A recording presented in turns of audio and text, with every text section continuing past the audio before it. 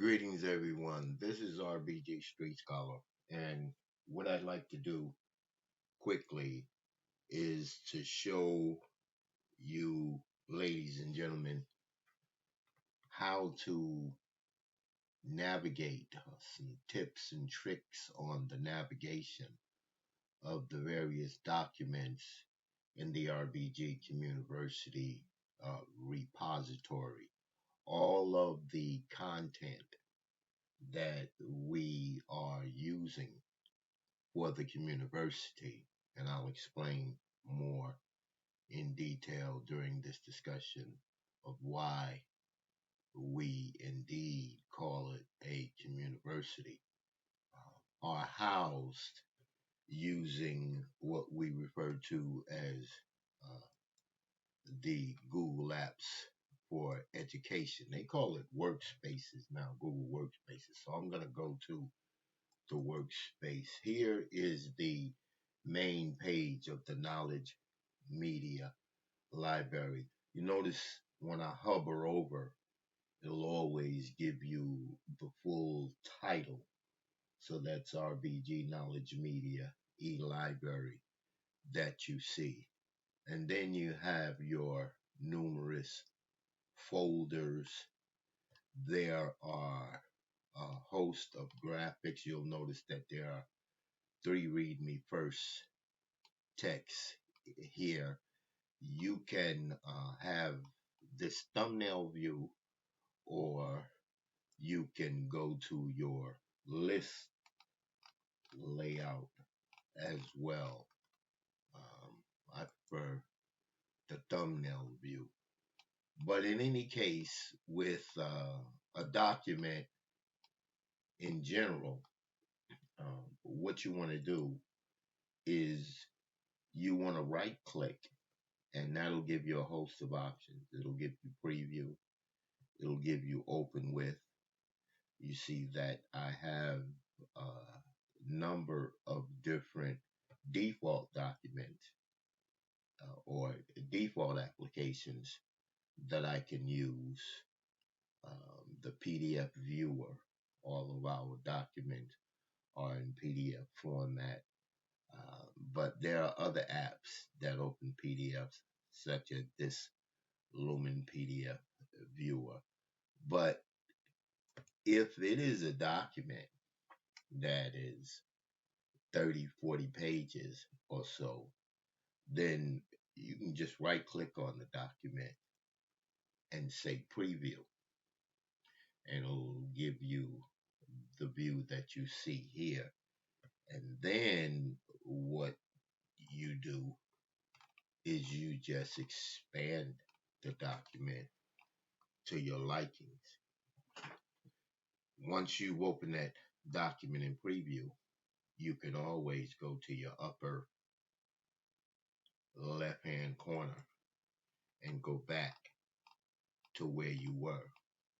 However, once you add apps, which again we suggest the PDF viewer as the app for your text.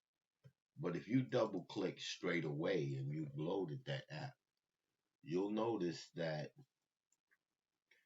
the repository will stay open, but it's going to go to that default viewer. And the purpose of the default viewer is to allow you, for textbooks that have table of content, to be able to access those. This document is only 54 pages, and so it doesn't have a table of content. But if it had a table of content, the first thing that you would do is you would, in your upper right hand corner here, ask to show the thumbnails, and then you would click table of content. I'll show you that on another document that indeed has a table of content. So the important point here is that right click in preview is the way to go to rapidly access the document. So for example, if I go to audio, we have a host of audio folders. If I straight away click, it's going to open to the default audio player that I have here, which I don't particularly care for. But fast access to the audio, you right click and Yeah, that's what I'm talking about. now the other thing that you will notice is that anytime you can, I'm just navigating back. The same goes for video. Instead of me double clicking straight away and accessing the video, I right click and preview and the video comes up. And then what you can do after the video opens, depending upon the speed of your connection, it'll ultimately or eventually open sooner or later. This one has to be a 2 hour video, so maybe let's wait. Of the College of New Rochelle in New Rochelle, New York. What you can do, of course, now is you can do picture within picture. So you see we dropped it down. We can go back up and you can go to full screen if you decided to. Now, the other thing is once you are in the preview, you'll notice that there's a next bar. You can just go to the next, the next, the next. Again, if you go in your upper left hand corner, you can always bring the document back. So let's do this. Say, for example, we were in RBG Communiversity's blog. Okay, so we're here in the blog and we have Black nationalism in America. You will notice that what I'm doing with all of these lessons is there's an image, there's a video player, and there's a PDF document, which is either going to be an article or a textbook. When I embed it, I'm embedding it with, again, the Google Apps.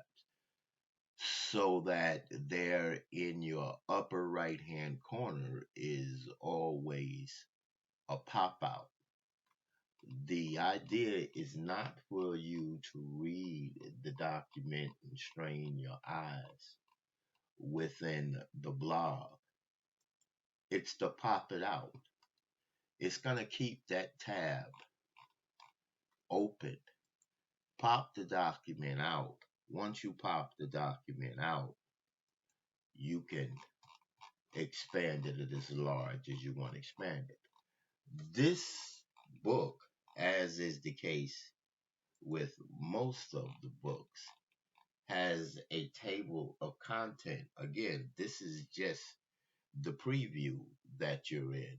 So in order for you to access that table of content, you have to open it with an app here in the center top. And we use, and I have added, and you can connect to whatever other apps. Some are better for collaboration than others, but we recommend the PDF viewer, the simplest app. So we open this document in the PDF viewer. The preview is going to stay open. Once the document opens in the PDF viewer, in your upper left hand corner, you toggle, and that will give you access to, as you can see, the table of content. So now you're able to navigate like you want to with the table of content. So that the other thing is that you'll notice is the arrow going down. So you can download, bring to your desktop whatever you like. And then where you see the dots, you have share, you have organize, you have detailed, you can embed. What everybody that has access has is access at the level of an editor. Let me see if I can show you what I mean. I'm going to go back to this. Okay. In other words, this RBG video folder, if I said I wanted to share it, and I right click and share, you see, I have certain people here, but the general access is anyone with the link is an editor. What that means is that you can move things, you can retitle things, you can organize things. So that's why we call it a communiversity. It's not just supposed to be me organizing and maintaining these things. It's anybody who wants to get involved, and individuals uh, can also collaborate with each other. So it's a very robust and exciting repository where we have information that enables us to be able to, if you wanted to, for example, develop your own website. That's why we have these graphics here. You can get whatever graphics that you want to get and download. You go get your video. You can get whatever videos you want to be able to add. You can also get whatever documents you want to be able to add. So right now, oh, the other thing I'll show you is that when you're initially coming in and you want to get apps, for example, you go up here to the wheel and you see where it says settings, and you'll go ahead and you'll drop down the wheel, click on settings, and once you click on settings, you'll see over here to your left where it says manage apps. So this is showing you the apps that I've added. All of these are free in Google Apps for Education.